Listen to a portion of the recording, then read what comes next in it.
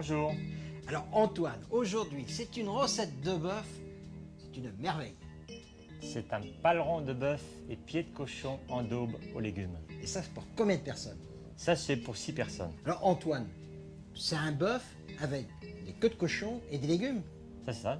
Mais alors pourquoi toute cette farine? Mais tout simplement pour lutter la cocotte, pour empêcher la vapeur de sortir. C'est-à-dire on fait une bande de pâte qui va permettre à la cocotte. D'être totalement hermétique.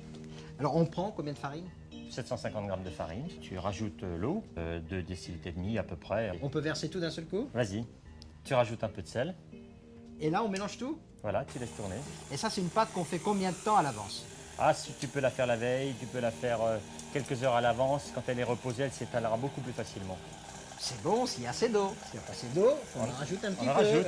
Mais tout dépend, c'est vrai, des farines. Donc dès qu'elle commence à se mettre en boule, On arrête.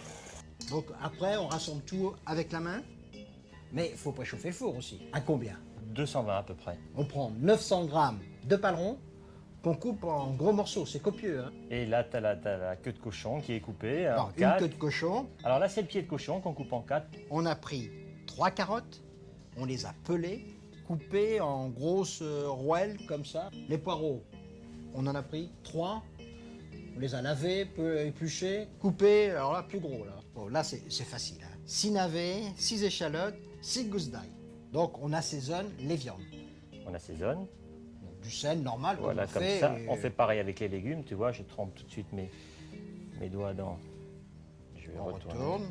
Parce que ce qui est intéressant dans cette recette, c'est que tout va cuire ensemble. On met tout dans une cocotte et tout cuit comme ça. Et c'est ça qui est génial. Une cuillère à café de coriandre moulu, Que je répartis également sur ma viande et sur mes légumes. 6 pommes de terre, on les a pelées, on les a lavées et fendues en deux. Alors maintenant, on garnit la cocotte. Alors, je mets les pieds de cochon au fond.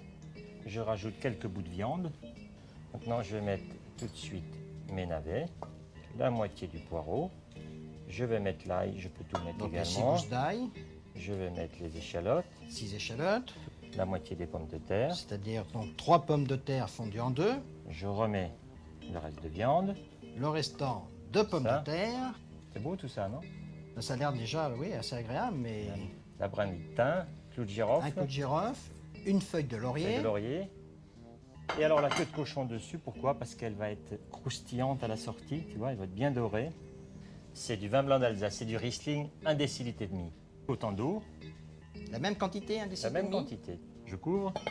Alors, pour lutter la cocotte, on fait un rouleau qui fait à peu près le tour de la cocotte. Là, tu vois, maintenant, le rouleau, je l'élargis un tout petit peu. On commence, on part sur le bord de la cocotte, comme ça. Il faut que ça soit bien Hermétique. hermétique. Hein. Alors maintenant, on met la cocotte dans le four, mais qu'on a préchauffé à 200 degrés. Allez, en route pour 3 heures. 3 heures de cuisson, on regarde. Alors Antoine, c'est joli, c'est beau, mais comment on fait maintenant pour manger? Maintenant, il faut casser la croûte. On a cassé la croûte, on tire le couvercle. Allez, Antoine, est-ce un back-off? c'est une autre façon de faire le bake-off, Joël. Au revoir. Et bon appétit, bien sûr.